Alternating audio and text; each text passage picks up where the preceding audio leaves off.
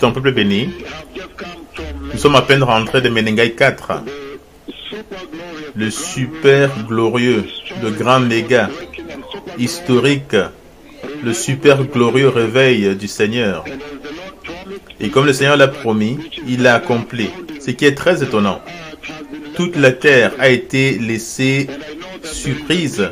Je sais qu'il y a un grand débrief que l'archevêque majeur Joël et son équipe le font à la radio. Ils essayent de dévoiler cela pour vous. Les événements qui ressortent, et il y en a tellement.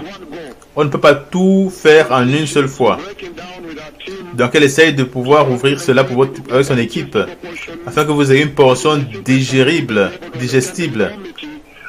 et que vous compreniez l'énormité de ce qui ressort de Menengai 4, le super glorieux, le grand historique, le grand méga, le réveil du Seigneur qui brise les records. Et je vois ma fortune qui est syntonisée, beaucoup de villes. Je ne peux pas toutes les citer. Il y en a tellement. Le Nigeria est connecté, le Ghana est connecté. Je peux voir. Même l'Espagne, beaucoup de villes sont syntonisées. Et donc, peuple béni, avec le même esprit, j'essaie aussi de dévoiler pour vous ce que l'archevêque majeur Joël et son équipe font jour et nuit, 24 sur 24, 7 jours sur 7. Je pense que c'était important pour moi de pouvoir aussi vous donner un tout petit peu et que vous compreniez ce que le Seigneur dit à cette heure-ci, à l'église de Christ. Donc c'est une puissance énorme, un temps puissant dans l'histoire de l'église. Mon espoir, c'est que vous puissiez bien gérer le direct.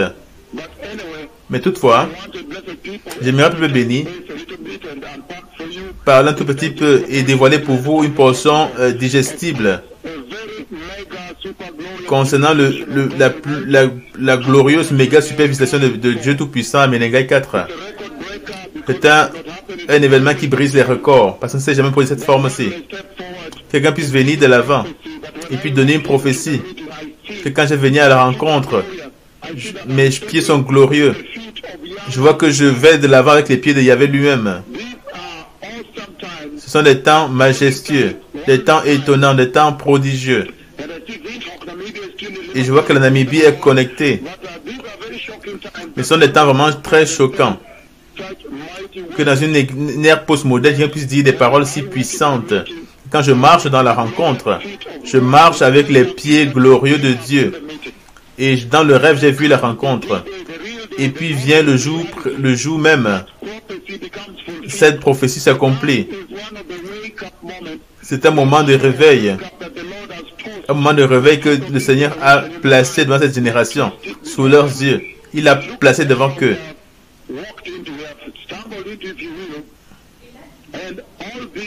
Et tout ceci, le Seigneur Yahvé l'utilise pour activer l'église, pour réveiller l'église.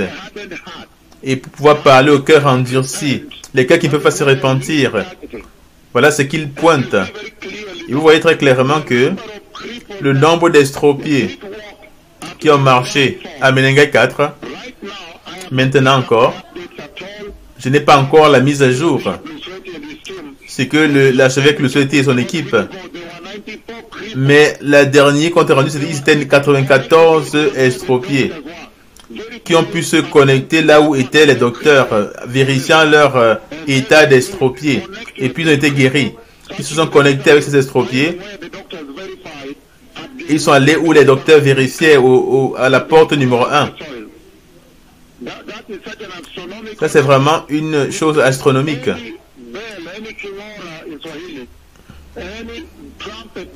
S'il y a une trompette que le Seigneur veut pour élever à cette génération que le Messie revient, alors vous l'avez là. 94 estropiés en une seule rencontre qui ont été comptés. Et regardez le temps qui a été dépensé par le service de guérison. Vous pouvez les compter comme 4 heures. 4 heures actives. Quand c'est amené ses serviteurs à la rencontre. Et dans les 2 jours.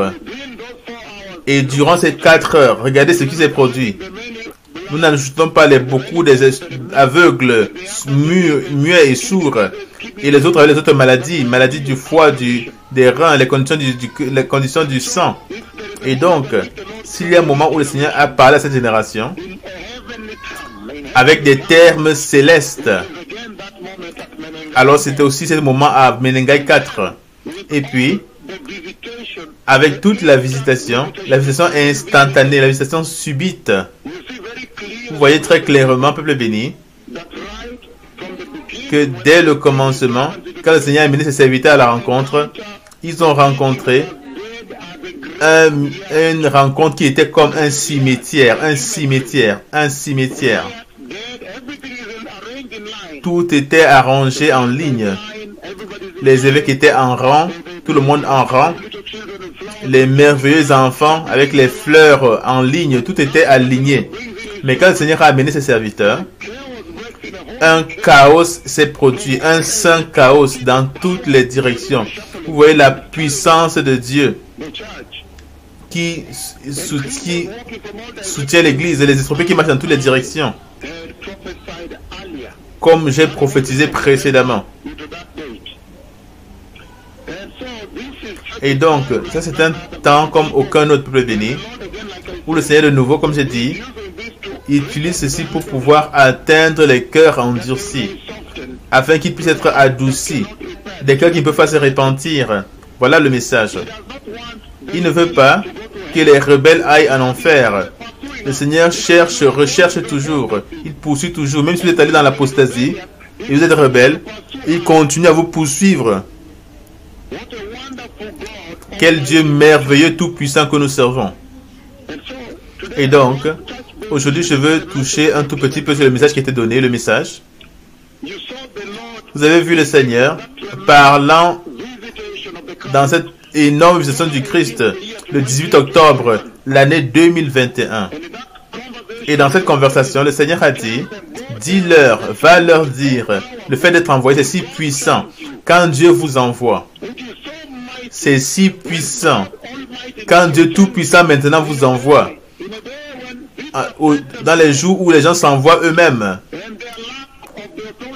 et ils manquent de l'autorité de Dieu, et ça se voit publiquement.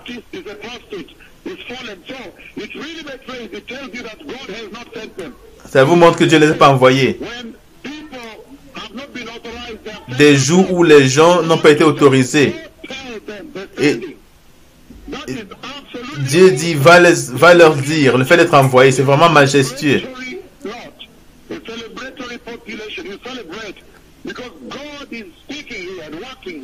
Vous célébrez parce que Dieu parle ici, là, il marche ici, là.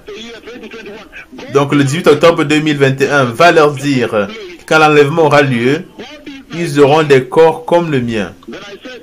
Et puis j'ai dit, attends un instant, Jésus-Christ a un corps glorieux maintenant. Donc essentiellement, le Seigneur est en train de m'envoyer aux nations, à vous tous les nations de la terre, pour vous faire savoir que vous devriez vous focaliser sur les promesses de Dieu. Les promesses qu'il a promises. Les promesses qu'il a présentées devant vous.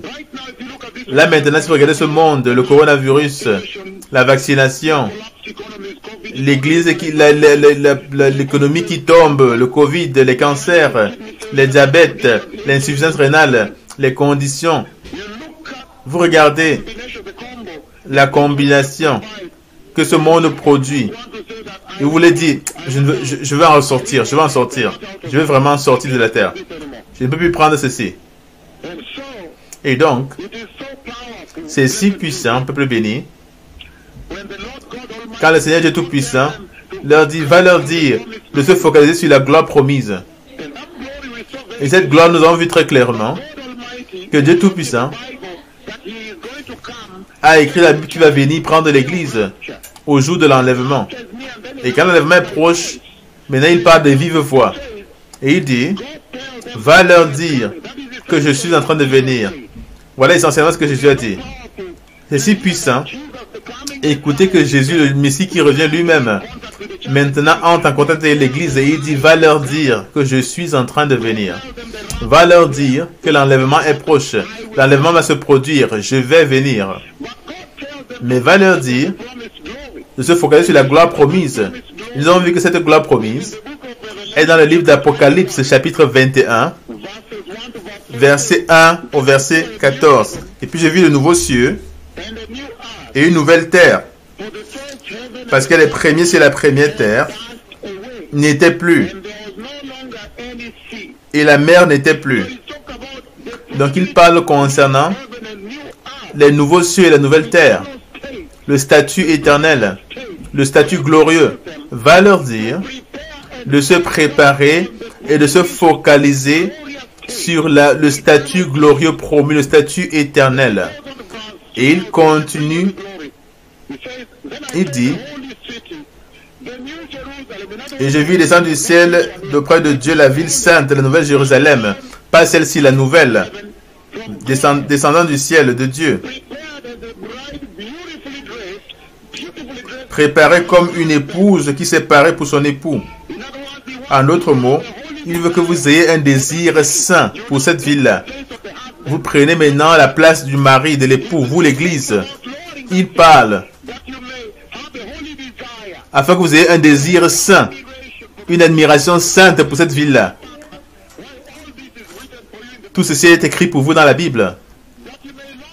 Afin que vous désiriez cela, que vous ayez un cœur endurci qui puisse me être adouci. Le livre de Psaume 21, donne-moi un cœur nouveau et je leur donnerai un corps nouveau.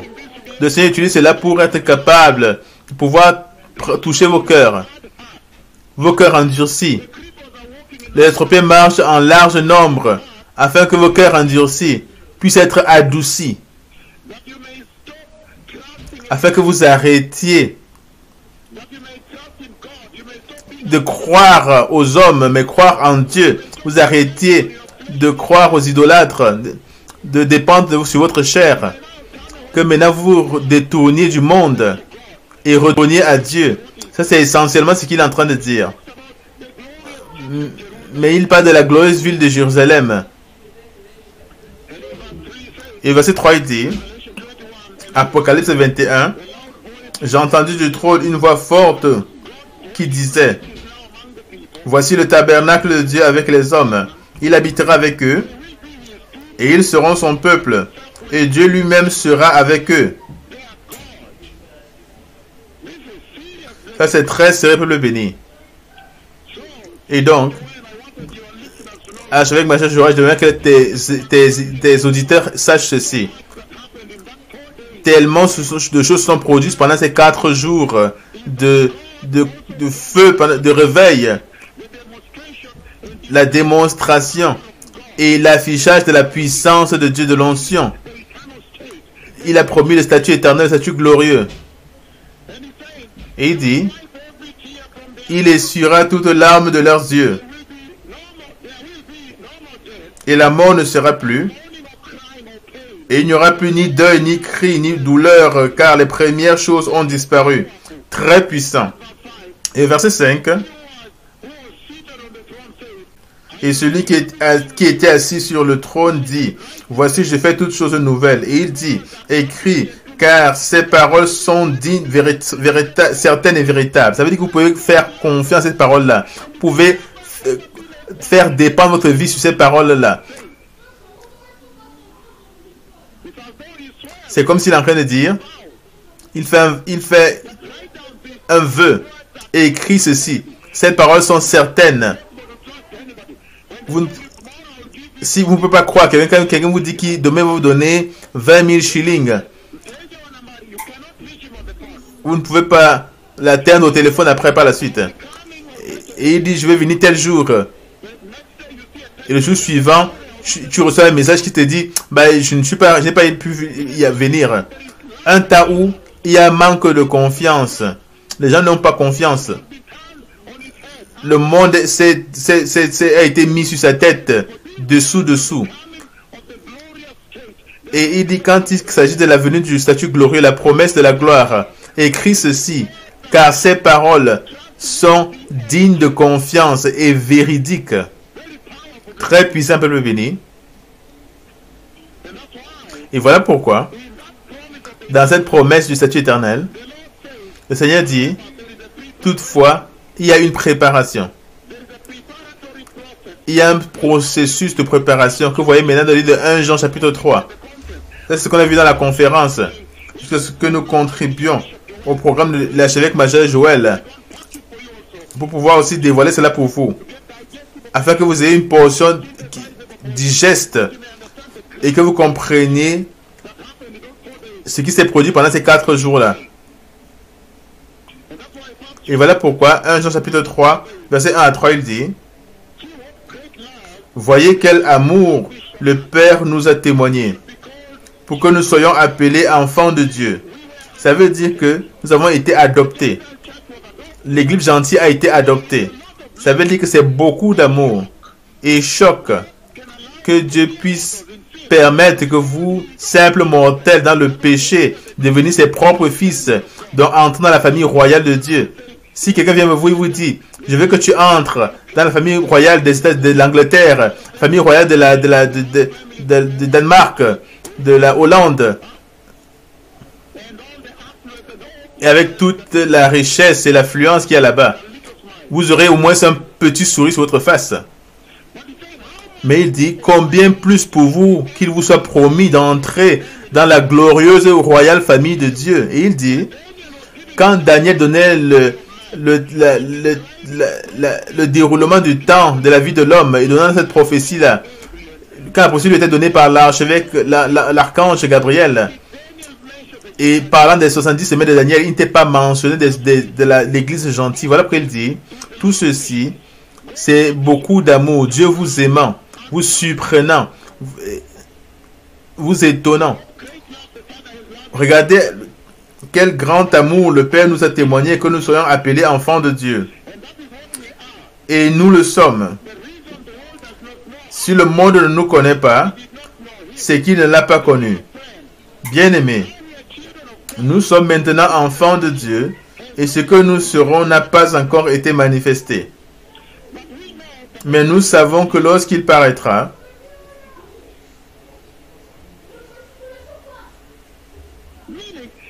ça veut dire que vous aurez des corps glorieux comme Jésus.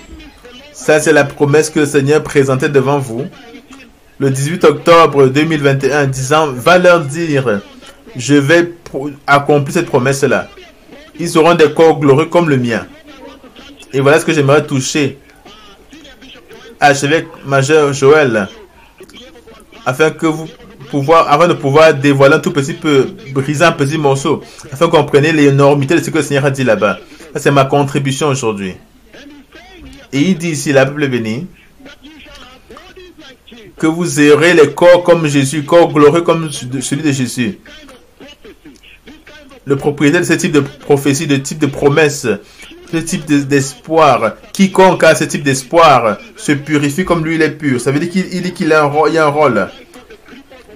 Que tout ce que vous voyez à Menengai 4, les estropiés qui marchent et les aveugles qui voient, afin que vous puissiez maintenant vous connecter avec votre éternité, que vous commencez maintenant à vous préparer dans la pureté, la sainteté, la justice.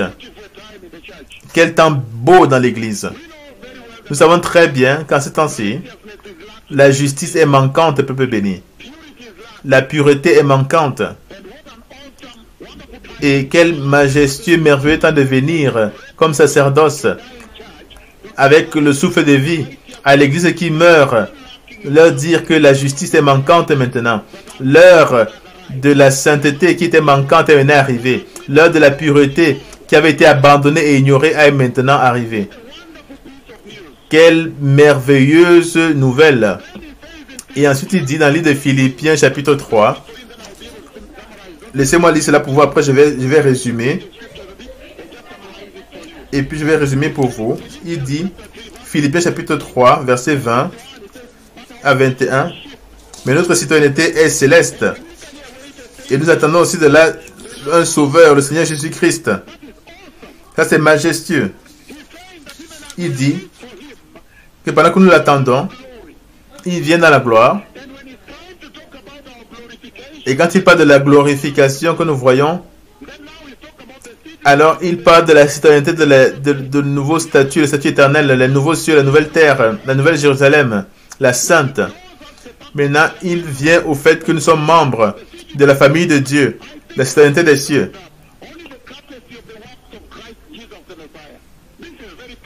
Ça, c'est vraiment très puissant. Et voilà ce que c'est en train de dire là-bas. Nous devons prendre le salut avec privilège, avec joie, et aimer cela. Que Dieu a adopté l'Église. Ce qui n'était pas mentionné dans les 70 animaux de Daniel. Et à ce moment, il a arrêté l'horloge pour pouvoir admettre l'Église gentille. C'était vraiment très choquant. De façon spéciale, quand elle n'était pas décrite. Et il dit, Philippiens chapitre 3, 21, qui transformera le corps de votre humiliation en le rendant semblable au corps de sa gloire, par le pouvoir qu'il a de s'ajuster toutes choses. Un corps corruptible, afin qu'il soit comme son corps glorieux, son corps supérieur, afin qu'il soit comme son corps immortel, afin qu'il soit comme son corps éternel, afin qu'il soit comme son corps puissant. Alléluia. Ça, c'est vraiment un temps majestueux, peuple béni. C'est ce que c'est en train de dire là-bas, donc. Il est en train de parler concernant la gloire promise. Tout ceci, maintenant, se déplacer. Quand vous voyez que les estropiés ont marché, vous comprenez que les choses doivent changer. Et après Menengai, vous avez 21 estropiés en 20 jours. Alors vous pouvez dire que c'est en train de dire que tout doit maintenant changer. Les cœurs endurcis, eux maintenant aussi peuvent se repentir et adoucir leur cœur. Alors qu'est-ce que c'est en train de dire? Dans cette rencontre-là,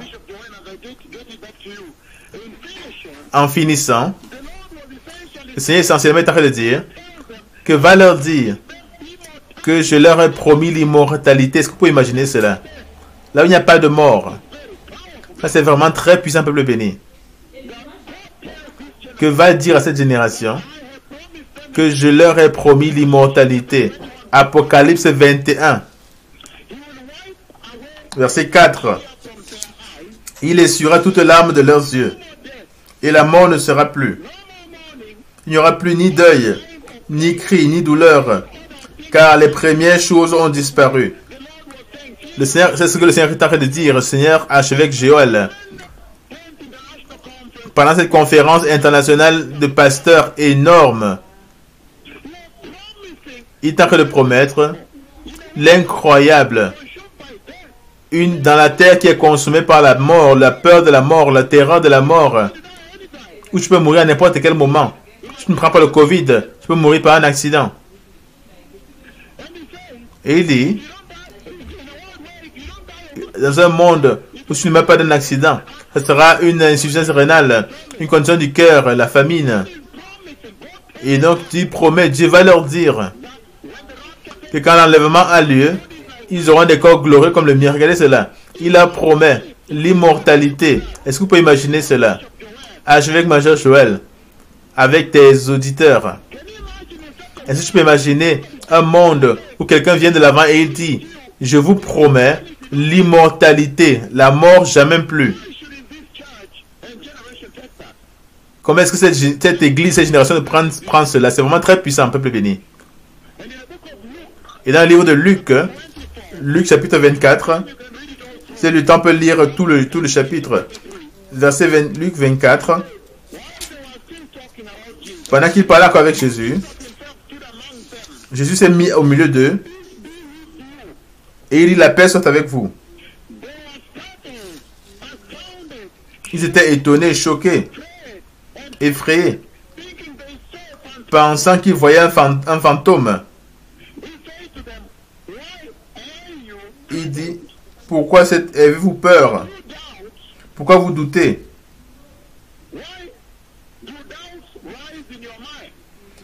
Pourquoi vous doutez dans votre pensée?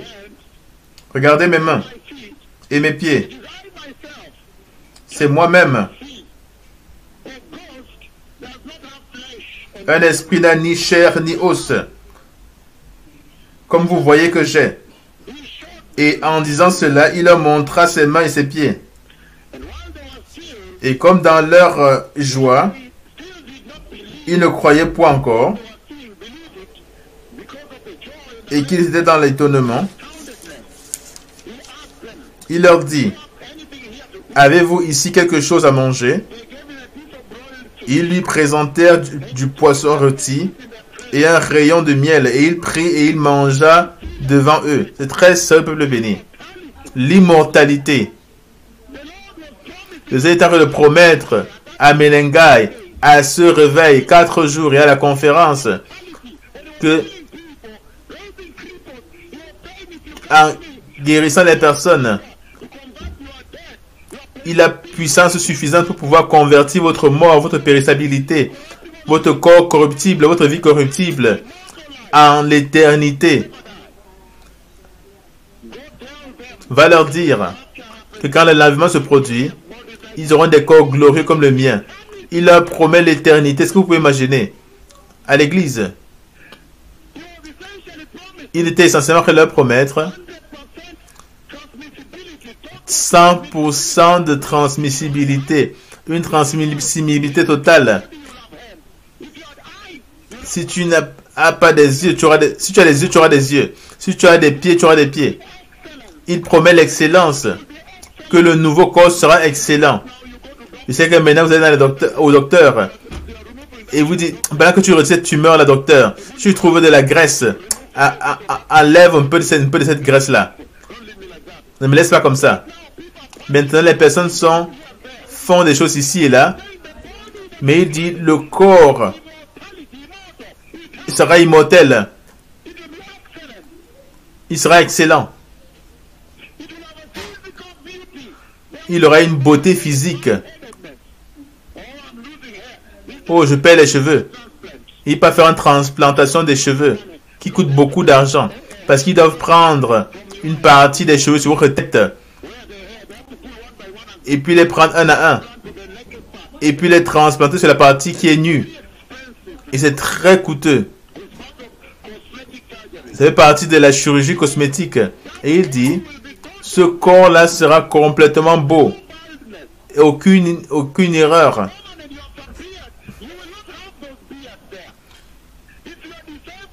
Si tu es paralytique, si tu es estropié, il n'y aura pas de paralysie. Ce sera une beauté totale. Donc quand il dit, va leur dire qu'ils auront des corps comme le mien, voilà ce qu'il est en train de promettre. L'immortalité, l'excellence dans votre vie et votre corps. Un corps premium. Un corps incorruptible. Il est en train de promettre l'incorruptibilité. Il est en train de promettre un corps qui est véritablement impérissable. La douleur que vous avez dans cette terre, dans ce corps-ci, ne pas passer de ce corps-ci à l'autre corps.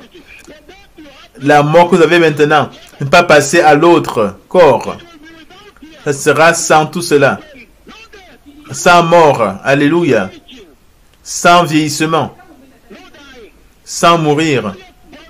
Un corps glorieux. Il a promis tout cela. Dans cette conférence énorme à Nakuru, très puissant. Un corps glorieux, un corps splendide. Et il a promis des corps qui ont des facilitations. Vous savez qu'il peut passer au travers les murs.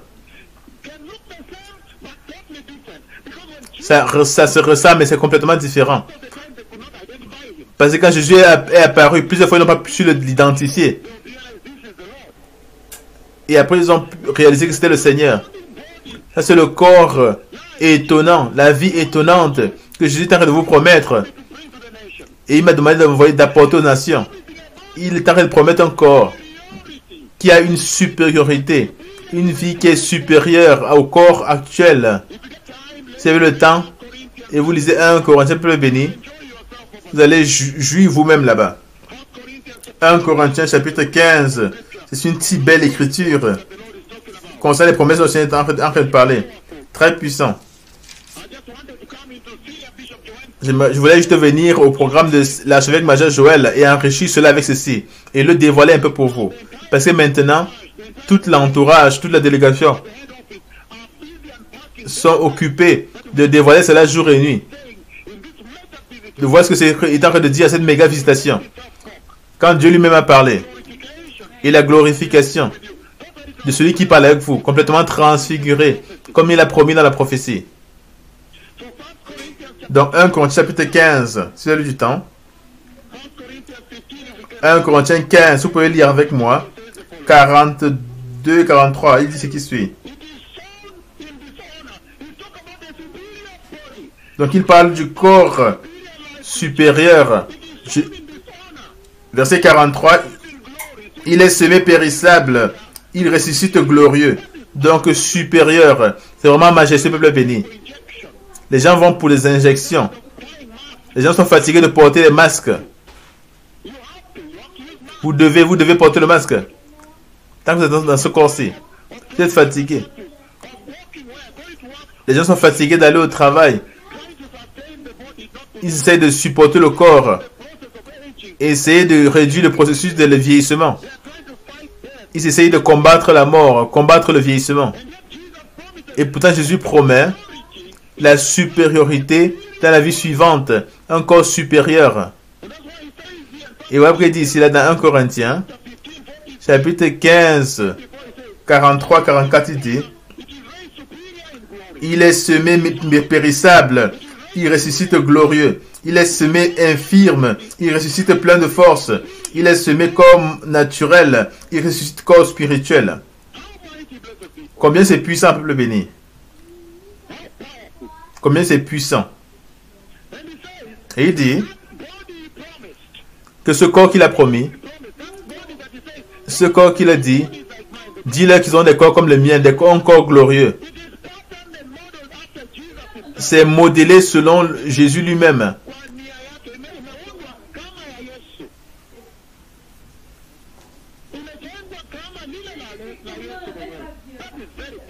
C'est très puissant. Que vous puissiez avoir des corps qui sont selon Christ, c'est incroyable, très choquant. Et il dit dans 1 Corinthiens chapitre 15, 44, 47, toujours parlant du corps supérieur, c'est écrit.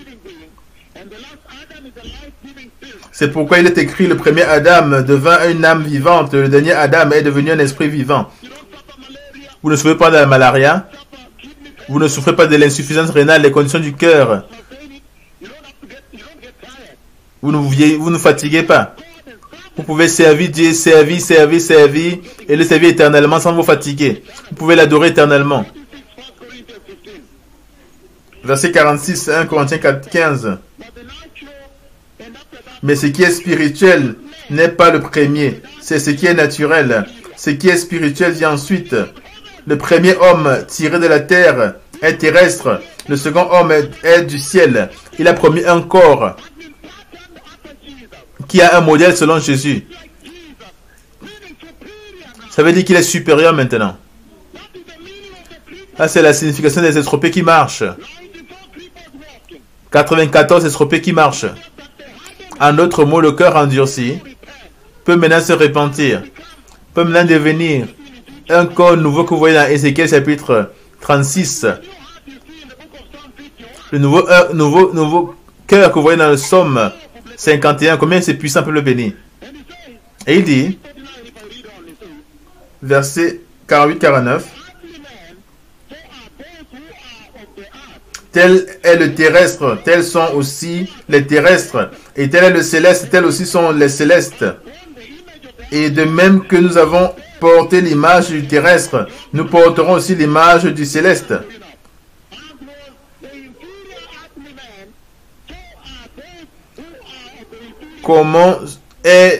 Tel est l'inférieur homme humain, ainsi sont ceux qui sont terrestres. Tels que sont ceux qui sont célestes, supérieurs.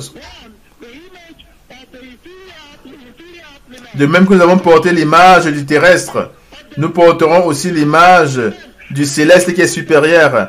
J'ai augmenté la parole supérieure et inférieure afin que vous puissiez comprendre ce que c'est en train de dire. À la 10e conférence internationale de pasteurs et ministres de l'évangile que l'archevêque majeur essaie de dévoiler pour vous. Quel puissant! Et merci d'avoir permis de pouvoir entrer et puis ouvrir un tout petit peu concernant cela.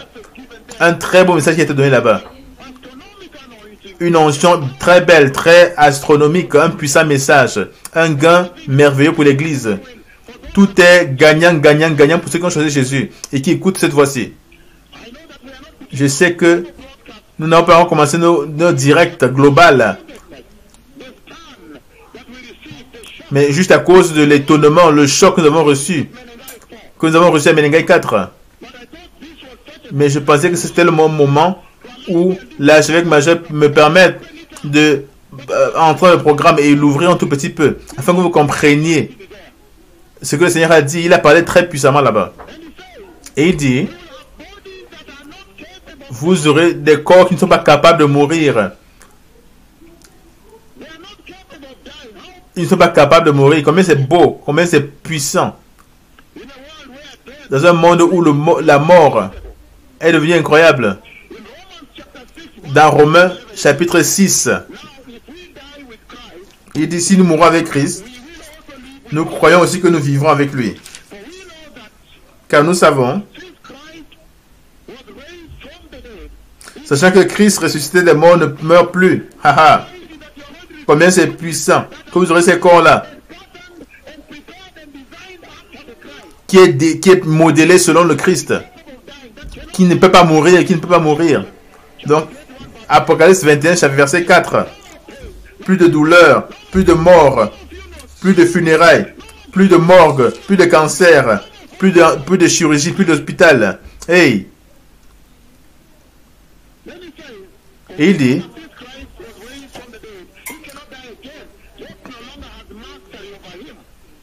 sachant que Christ ressuscité des morts ne meurt plus, la mort n'a plus de pouvoir sur lui, car il est mort, c'est pour le péché qu'il est mort une fois pour toutes. Il est revenu à la vie, et c'est pour Dieu qu'il vit, pour toujours. Voilà ce que c'est en train de dire.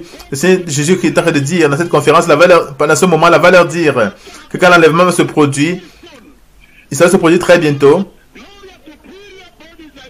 ils auront des corps glorieux supérieurs comme le mien, qui ne meurent pas, qui sont glorieux, splendides, qui sont supérieurs, qui sont immortels, éternels, qui sont complètement transmissibles, qui ont excellence, qui ont la beauté. Et je perds les cheveux. Et c'est coûteux d'avoir une transplantation de cheveux. Qui ne peut pas, qui n'y a pas de douleur.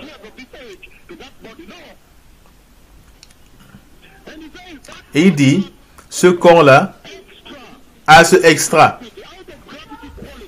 Une des qualités extra-dimensionnelles. Ça veut dire qu'il peut disparaître, passer au travers des murs et apparaître de nouveau. Si vous regardez le livre de Luc, chapitre 22, si tu me permets, archevêque Joël.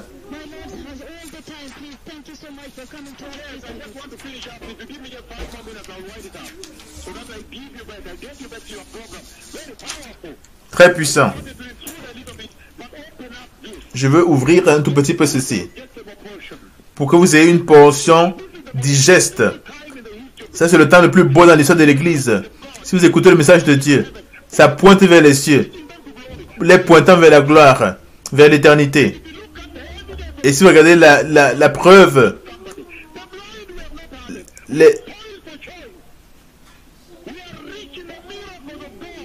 nous atteignons les miracles de Dieu. Pourquoi? Parce que nous avons atteint les prophètes d'Israël, les prophètes de Yahvé. Hey! Luc 24. Luc 24, il dit qui suit? Luc 24, verset 19, peuple béni. Dans un merveilleux jeudi, après-midi, un si beau jour ensoleillé. Luc 24, 19 à 20, il dit ce qui suit. Luc 24, 19 à 20. Et il lui répondit, ce qui arrivait à Jésus-Christ de Nazareth, qui était un prophète puissant en œuvre et en parole devant Dieu et devant tout le peuple. Et comment les principaux sacrificateurs et les magistrats l'ont livré pour le faire condamner à la mort et l'ont crucifié. Nous espérions que ce serait celui qui délivrerait Israël, devenir roi en d'autres mots, qui délivrerait Israël. Mais avec tout cela, voici le troisième jour que ces choses se sont passées. Verset 22. Et il continue. Qu'est-ce qu'il est en train de dire? Quand il va de l'avant, vous trouvez maintenant qu'il apparaît à eux. Et quand il brise le pain, quand il rompt le pain, alors ils le reconnaissent. Il a ces qualités extra-dimensionnelles qui peuvent disparaître dans le mur. Lisons cela. Jean chapitre 20. Ça, c'est ce que Jésus est en train de vous promettre. Un corps qui ne prend pas la voiture pour aller dans un lieu.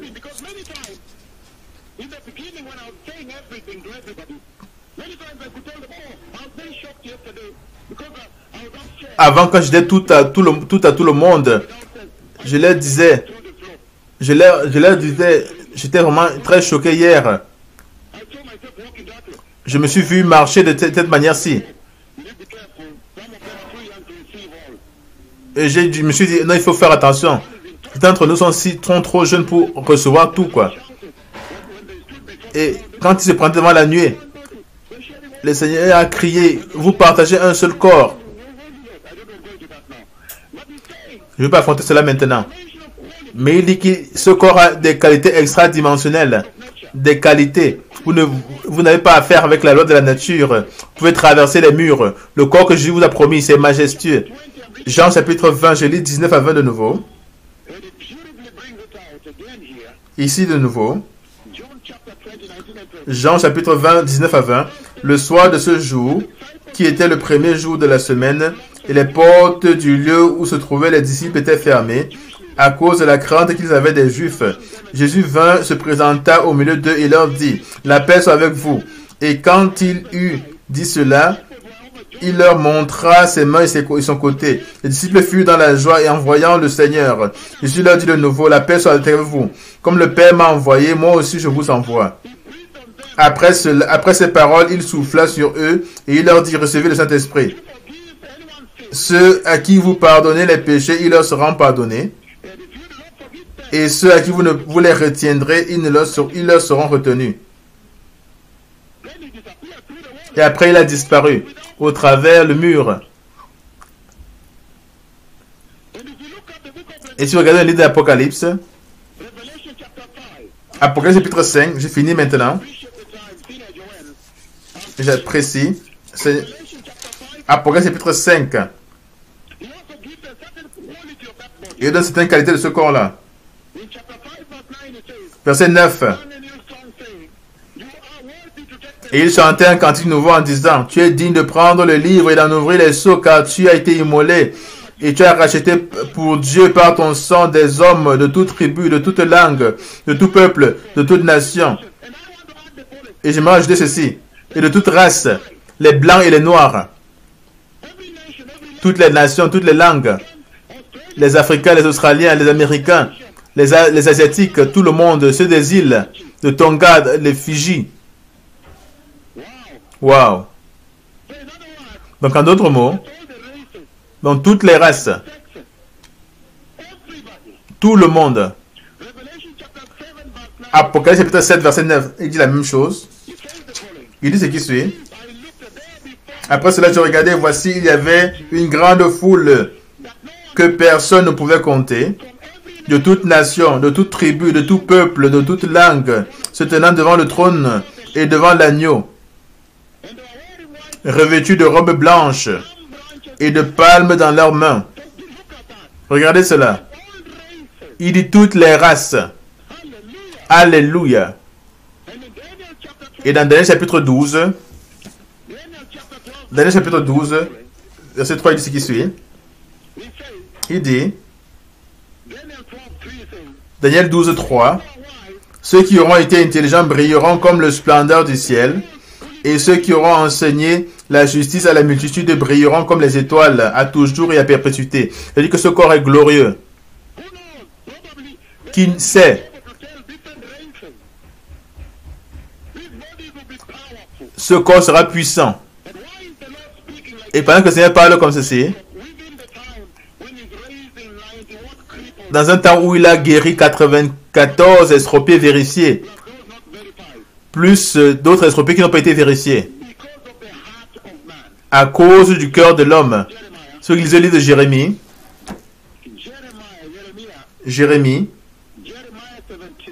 Jérémie 17, suivez le livre de Jérémie, chapitre 17, alors comprenez ce que le Seigneur veut dire. Jérémie 17, verset 9, il dit, vous pouvez commencer du verset 9, mais le verset 9, verset 1, le verset 9 dit ceci, le cœur est tortueux par-dessus tout. Le cœur est tortueux par-dessus tout. Et il est méchant. Qui peut le connaître? Le Seigneur essaie d'atteindre les cœurs rebelles.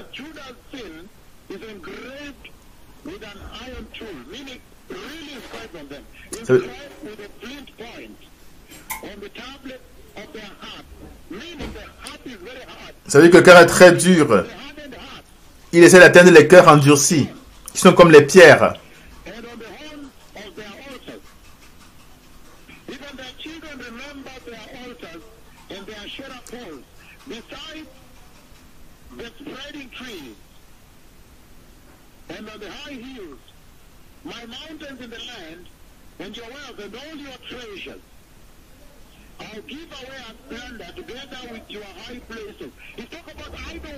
Il parle de l'idolâtrie. Voilà ce que c'est écrit en train d'atteindre. Que cette génération est très idolâtre. Ils adorent les choses, ils adorent l'argent. Ils adorent les maris, les femmes. Ils adorent toutes choses, les enfants, le travail, la carrière, la profession. Le Seigneur est en train d'atteindre ces cœurs endurcis. Que ces cœurs endurcis puissent être capables maintenant d'être adoucis. Voilà ce qu'il est en train de dire. Il dit que malheur à ceux qui ont peur des hommes, malheur à ceux qui sont idolâtres, malheur à ceux qui sont charnels, malheur à ceux qui se détournent du Seigneur. Voilà ce qu'il est en train de dire. Il est en train de dire qu'il y a une vie éternelle là-devant, promis à vous. Et si vous allez dans le livre de Marc, chapitre 7, 20 à 21, c'est la condition du cœur humain. L'immoralité, la dissolution, la malice, les meurtres, tout se trouve là-bas.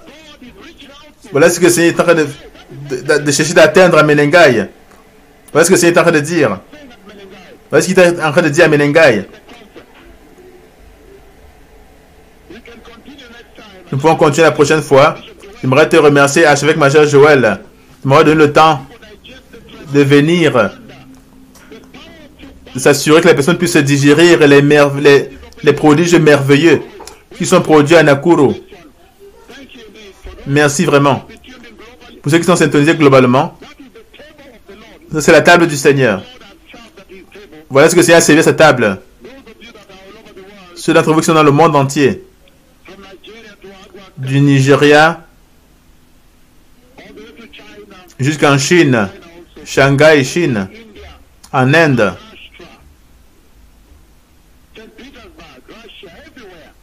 Saint-Pétersbourg, partout. Merci, archevêque major Joël. Dieu te bénisse.